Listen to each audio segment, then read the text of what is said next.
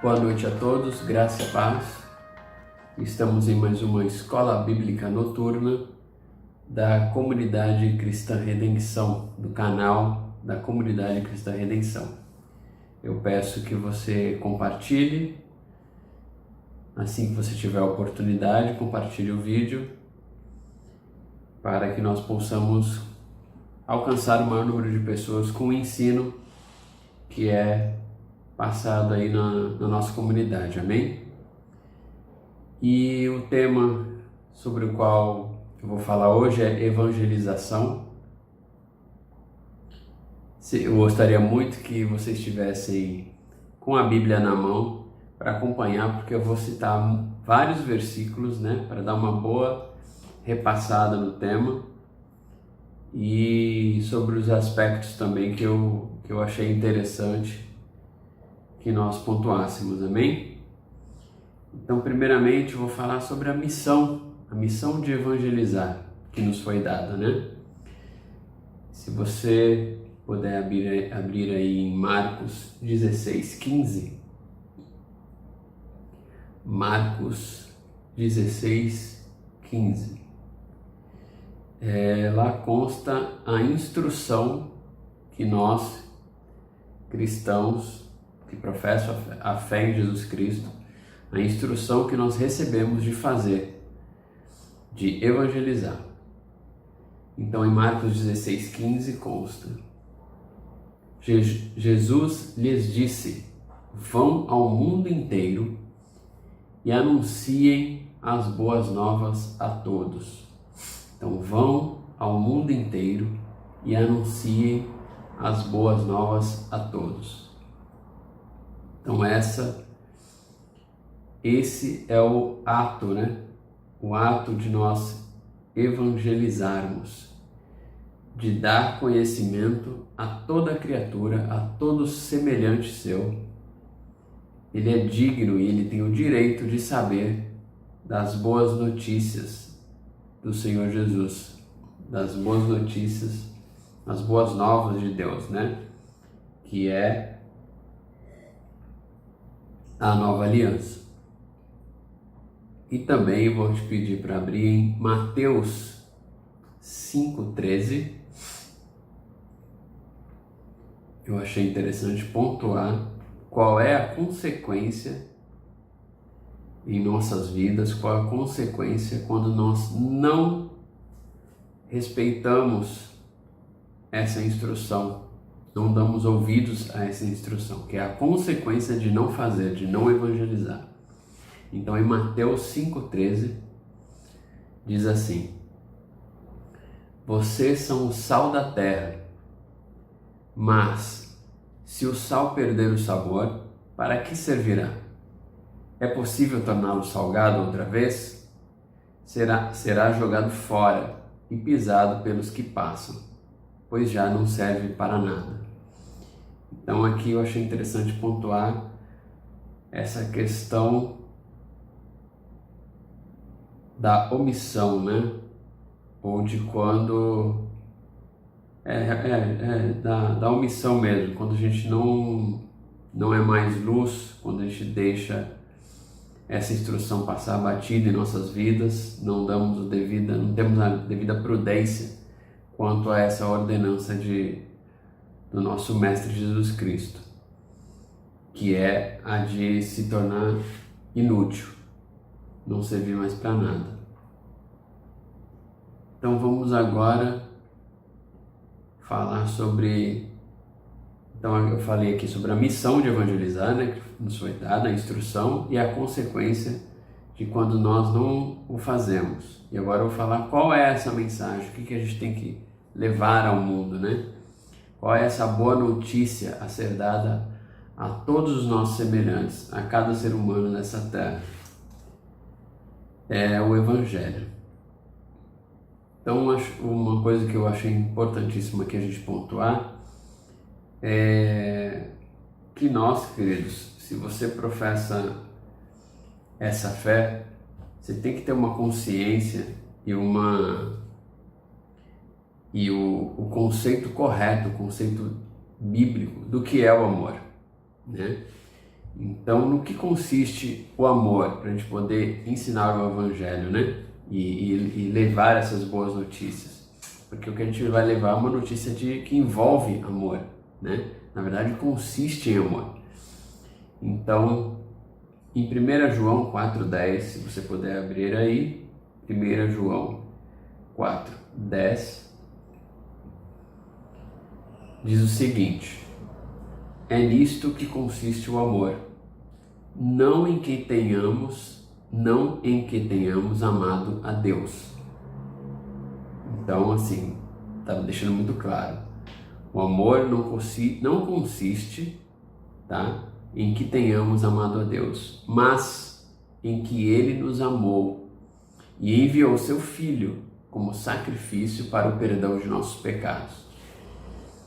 Então aqui eu achei importante a gente trazer de volta a nossa consciência, né? Claro, tô falando por mim, né, gente? Eu acho importante cada vez que eu vou lidar com um semelhante, quando que eu vou conversar sobre isso, de trazer em minha mente esses conceitos, né? O conceito do amor, que é essa atitude de Deus, esse ato de se entregar, de se sacrificar em nosso lugar. Amém? Então é importante ter isso, porque mais para frente eu vou repassar porque o porquê da importância de a gente ter esses conceitos muito enraizados em nossas vidas, porque para que a gente não confunda esse conceito de amor com o conceito que é pregado no mundo sobre essa mesma palavra. E para quando nós formos pregar sobre isso, nós fazemos para que nós façamos essa devida separação, amém? Desses conceitos, do conceito que é deturpado sobre amor e do conceito verdadeiro. Isso vai nos guiar na pregação do Evangelho. E qual é o outro ponto sobre o que é o Evangelho, né? O que envolve essa boa notícia? É a verdade. Então, em João 3,16, se você puder ver aí, João 3,16, o seguinte: porque Deus amou tanto o mundo que deu o seu Filho único, para que todo o que nele crer não pereça, mas tenha a vida eterna. Então, essa é a essência da mensagem, é a essência do que carrega, né? Que a mensagem do Evangelho carrega, né? Esse sacrifício de Deus pelas nossas vidas, essa iniciativa de Deus de nós estarmos perdidos, desorientados, nós não tínhamos orientação nem para pedir socorro para Deus sobre a nossa condição, porque nem noção da nossa condição nós temos direito se o Evangelho não nos iluminar. E Deus toma essa iniciativa e por meio do seu Filho Ele entrega esse sacrifício. Mas tem essa condição do crer, né? Quem crer não perecerá. Então é importante também, para mais uma questão de alinhar os conceitos, né?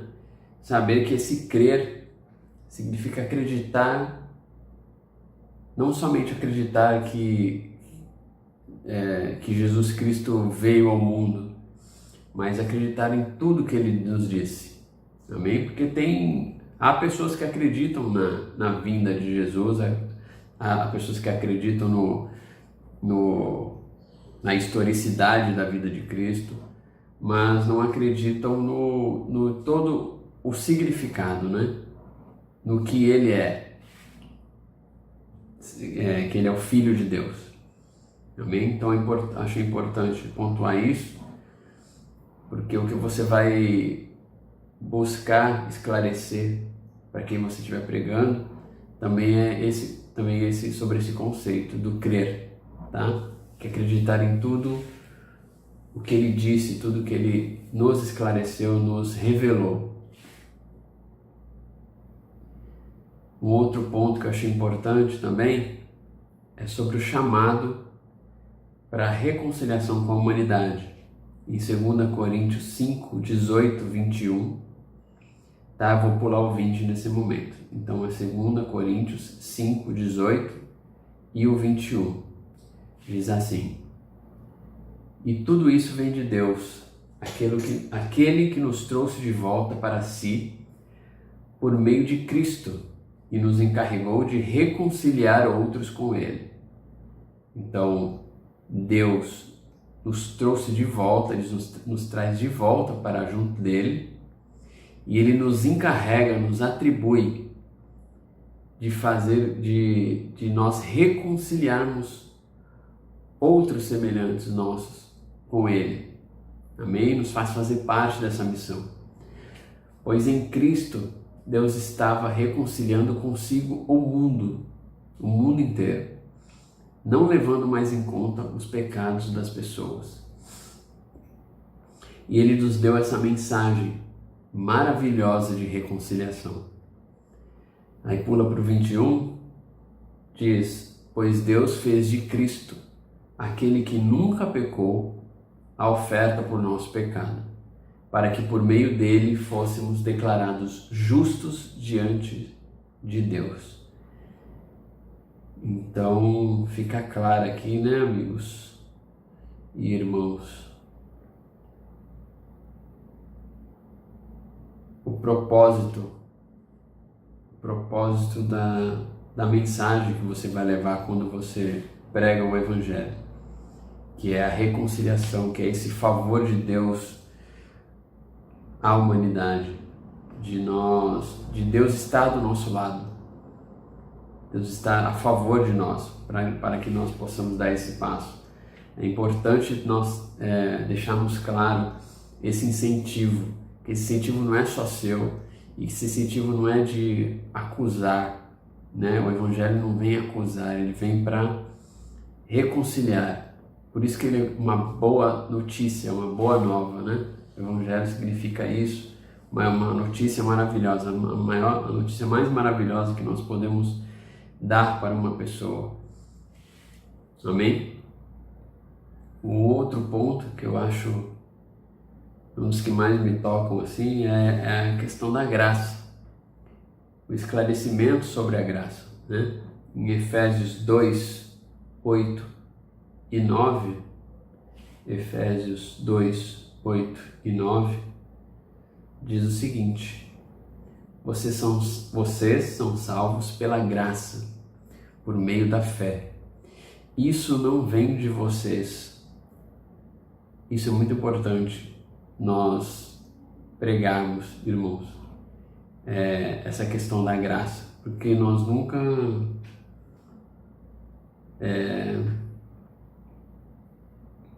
tivemos uma situação em que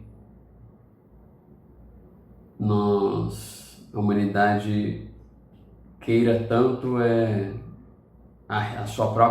resolver a sua própria redenção, né? Resolver por vários meios essa questão da sua própria redenção. Então é muito importante esclarecer isso quando nós estivermos pregando, né? Um dos pontos que você pode esclarecer no momento que você estiver pregando, essa questão da dádiva, né? Vocês são salvos pela graça por meio da fé. Isso não vem de vocês, é uma dádiva de Deus. Isso é importante até para que quando você estiver pregando, você se enxergue, se examine, porque você não está indo, apesar de você estar indo com autoridade, você é uma pessoa que foi encontrada na mesma condição que aquela pessoa está, né? Você foi resgatado e você tem que deixar claro que o que você está fazendo por aquela pessoa, que você está pregando, é o que já foi feito por você. Amém? Você não é um ser superior que você resolveu, né? Você conquistou a sua salvação. Você não conquistou a sua salvação. Amém? É uma dádiva de Deus. não é uma recompensa pela prática de boas obras, importantíssimo, para que ninguém venha se orgulhar. Ou seja, a salvação, né, ela não é motivo de orgulho para nós, é motivo de alegria, mas jamais de orgulho ou de se glorificar. Amém? Então, eu quis passar por esses pontos para que, se você estiver planejando, né, se vai ter um encontro, vai ter um encontro com amigos, pretende pregar no trabalho, esses pilares, né, esses princípios, né, esses conceitos estejam muito claros na sua vida. Amém? E eu vou falar agora sobre a pessoa que evangeliza, né? Que você não pode ser um simples mensageiro, porque um mensageiro, uma pessoa que leva simplesmente uma comunicação, ela não necessariamente ela está envolvida com aquela mensagem, né? A pessoa que evangeliza, ela tem que estar comprometida e envolvida com aquela mensagem. Então, a comunicação do evangelho ela não consiste apenas na entrega de um documento, de um comunicado, de um texto, mas também na apresentação da prova de sua veracidade, né? Ninguém é obrigado a escutar algo de você e acreditar simplesmente tendo como base simplesmente aquele texto, né? O texto, a narrativa pela narrativa, né? Ainda mais uma mensagem como essa que é o do Evangelho, que nos faz e nos convida, entre aspas, né, a mudar totalmente de vida, a ser uma nova criatura.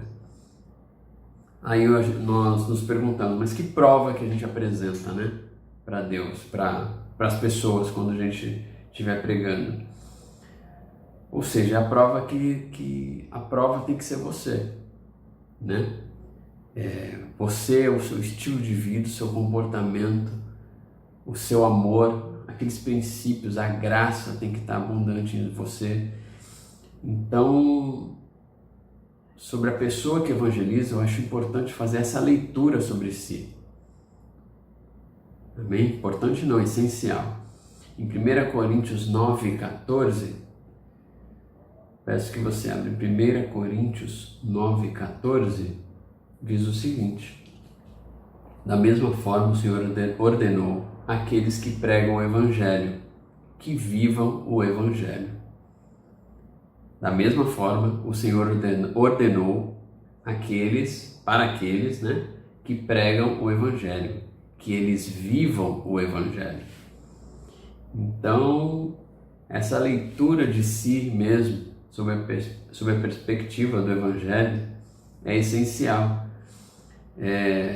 Você se perguntar se você realmente tem buscado ser um discípulo de Deus, um discípulo de Jesus. Se você tem buscado incessantemente acolher, assimilar as palavras de Jesus, as palavras do nosso Mestre. O Evangelho, ele tem essa capacidade, se ele te transformou, se ele te tocou, se aqueles pontos você entendeu, ele tem a capacidade de te iluminar e de tornar você uma pessoa que disponibiliza tudo que você tem em prol do outro.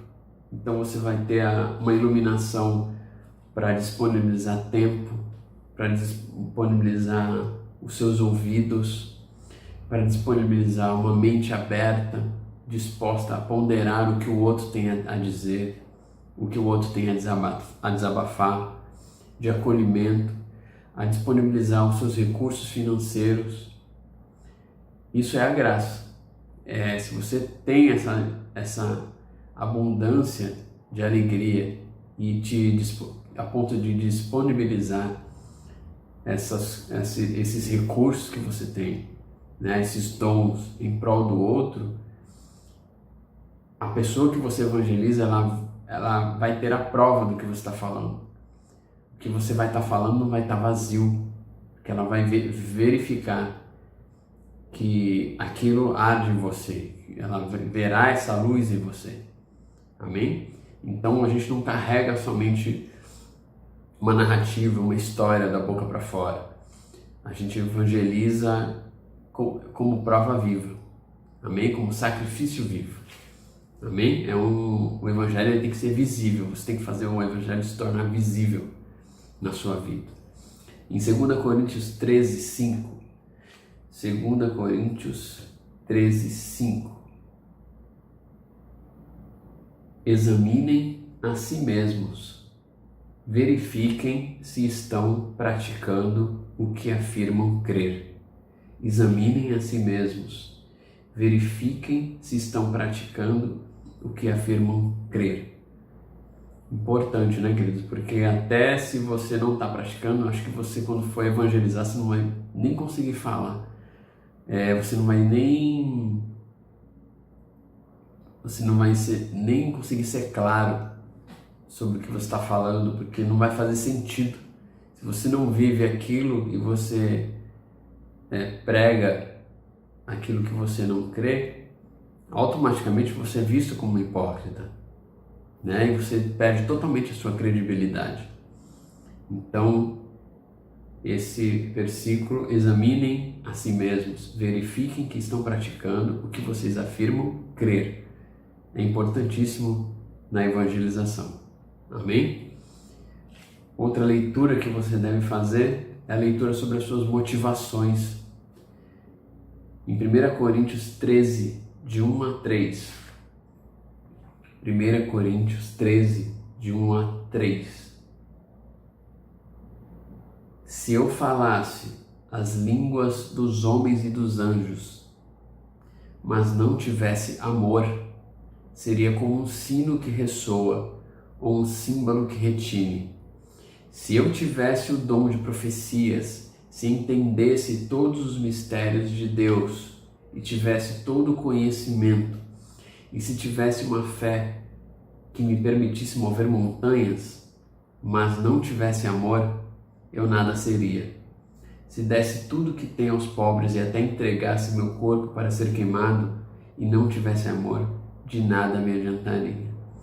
Olha que forte, né, irmãos? A gente passa para cima e para baixo por esse trecho da Bíblia, mas tente ler com uma atenção, com uma profundidade sobre isso, de como é importante o seu coração, né? Quando a gente fala do primeiro mandamento, amar a Deus, né? Envolve coração, entendimento, envolve profundidade. Como isso envolve profundidade, né?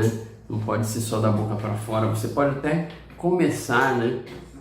Começar a sua vida na fé pelos atos, mas é importantíssimo que você não se contente com isso. É importantíssimo que você busque a profundidade e para que você tenha alegria e revelações, né, do que Deus quer fazer por meio da sua vida, que essas motivações sejam amor.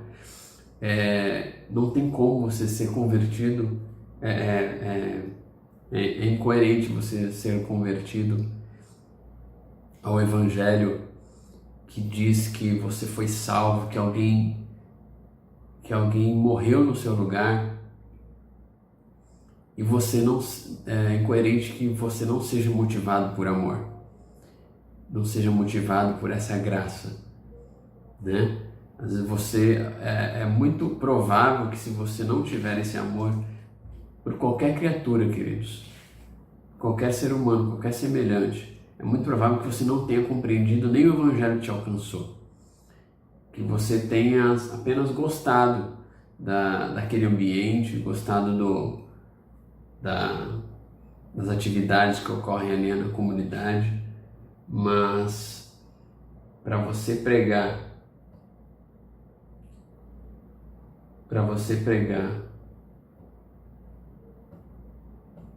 com amor, você tem que ter compreendido o amor. Para você pregar com a motivação correta, você tem que entender o que aconteceu com você, até para que você tenha a humildade e tenha uma visão do cenário, né, correto, uma visão da realidade, da verdade, do que está acontecendo e de que acontece por meio de você, né? Que tipo de instrumento para o qual você está sendo usado, né? Para alcançar vidas. E você tem que ser a ferramenta correta. Porque se você não for a ferramenta correta, a ferramenta ali afiada, a ferramenta escolhida, né, para essa tarefa, você pode danificar, você pode fazer justo até o contrário. Então é importante você fazer uma leitura das suas motivações.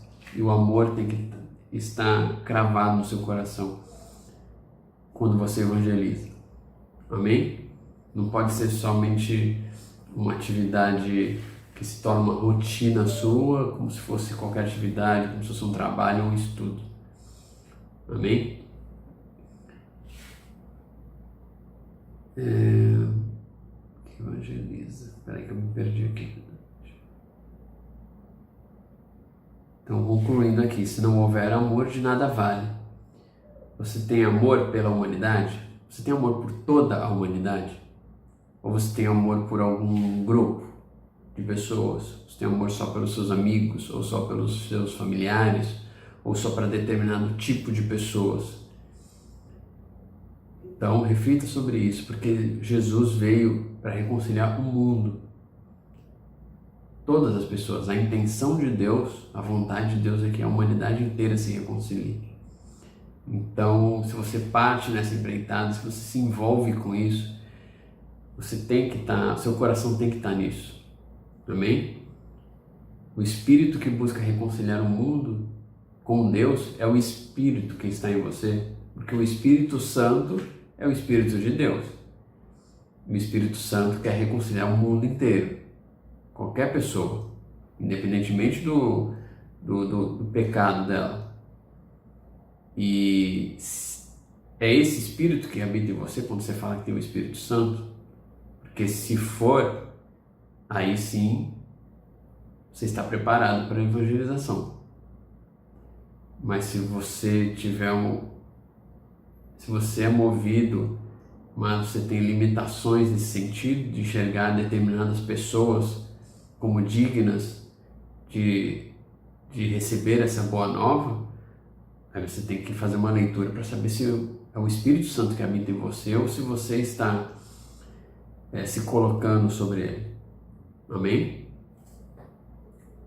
Lá aquele versículo 20 que eu suprimi,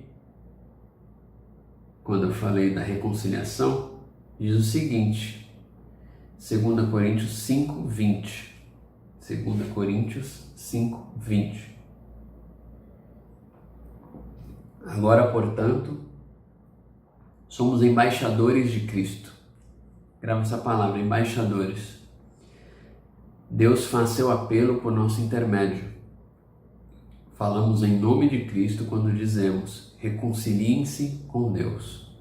Agora, portanto, somos embaixadores de Cristo. Deus faz seu apelo por nosso intermédio. Falamos em nome de Cristo quando dizemos, reconciliem-se com Deus. O embaixador, queridos, uma embaixadora, é o representante do mais alto escalão de uma nação, de um povo. Ele é subordinado diretamente à autoridade máxima daquela nação. Então, se você pertence ao reino, a autoridade que coloca como embaixador dessa nação é Deus. A autoridade, você tem acesso direto a quem te nomeou embaixador. Quem te nomeou embaixador não foi uma autoridade aqui na terra. A tua conversão, o seu contato com Deus, o seu entendimento sobre a salvação te faz embaixador de Deus, embaixador do reino de Deus. Amém? Somente essa autoridade que poderia nomeá-lo, só Deus poderia te nomear. Isso é um embaixador. No caso, nós somos embaixadores do reino de Deus. Portanto, como representante, o embaixador ele representa. Amém? O embaixador ele representa aquela nação. Ele conhece tudo sobre aquela nação e ele representa diante de outras outras entidades, outras nações, outros povos. Nós devemos carregar conosco as características desse reino. Então, se você pertence ao reino de Deus, o reino de Deus tem que estar em você, como eu disse lá na frente. Amém? E não apenas, você não pode apenas entregar uma mensagem dissociada de você, que não tem nada a ver com a sua vida. Amém? Então isso é ser embaixador. E o terceiro e último capítulo aqui, digamos, é que haja um respeito, queridos, ao tempo e ao modo de Deus agir. Em João 4:37, João 4:37 diz o seguinte: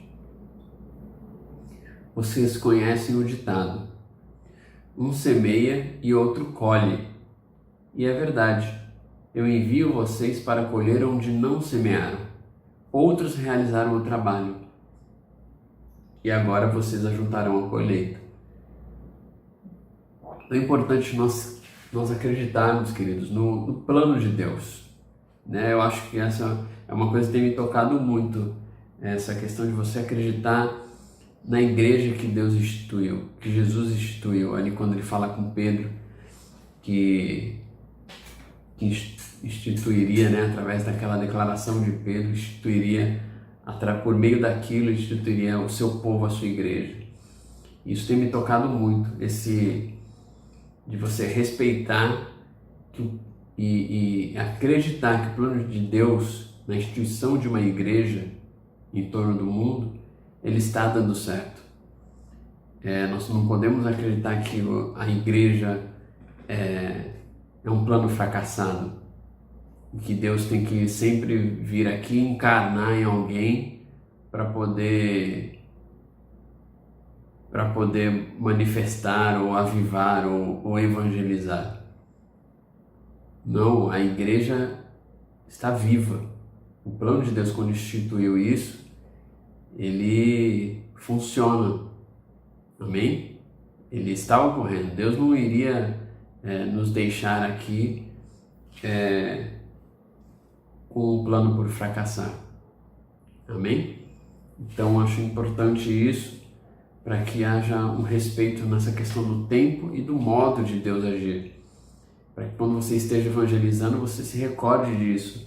Não atropele, né? Não atropele as fases de evangelizar. Não seja ansioso, né?